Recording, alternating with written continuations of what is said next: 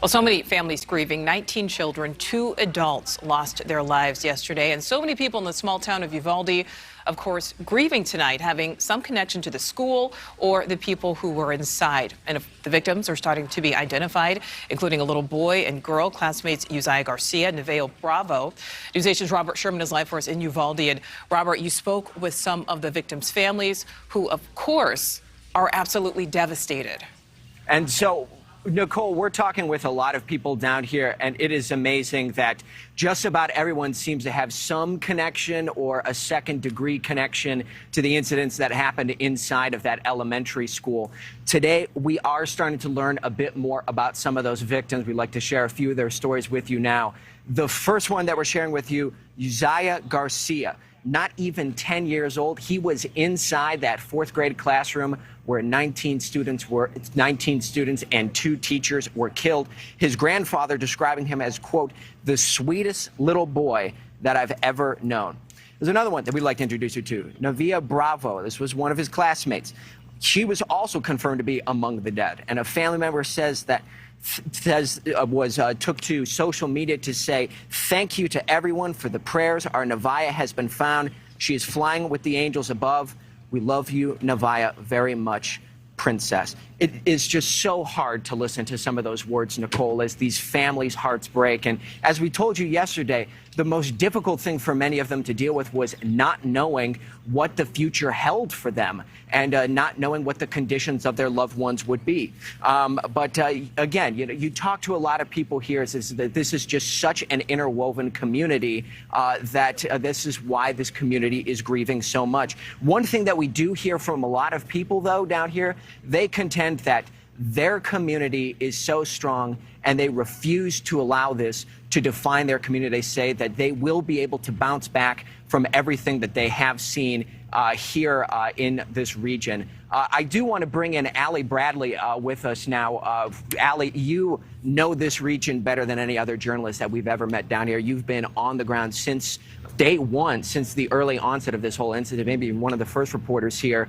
What is your latest reporting suggesting? Well, actually, the latest reporting, Robert, I just talked to another one of my sources, which you know I've been covering the border for 9 months. And so a lot of the people I talk with are directly impacted by this. They have families here. They live and work here. This is their community as you know, border agents, as DPS troopers, all of those things.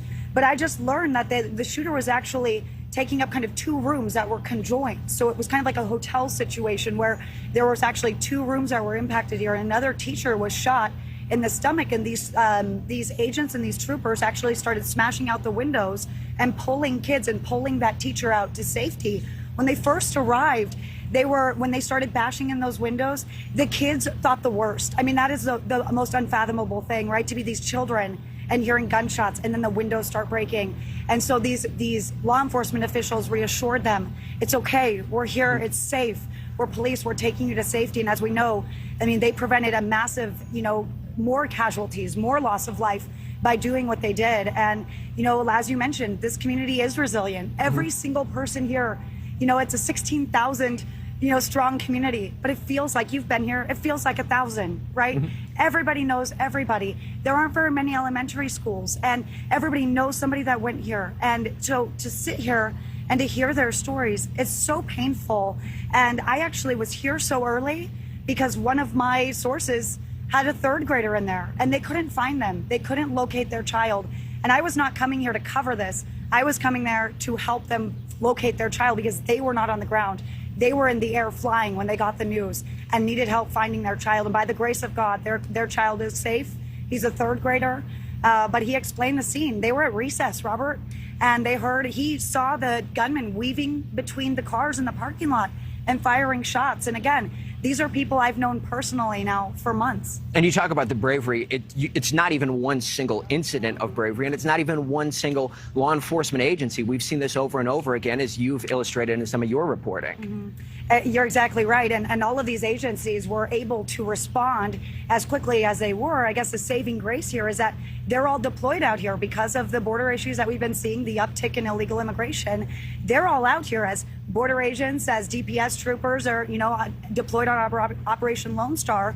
So they were able to respond as quickly as they were because they live in these communities, because they're here. One of my sources was one of the first in that school.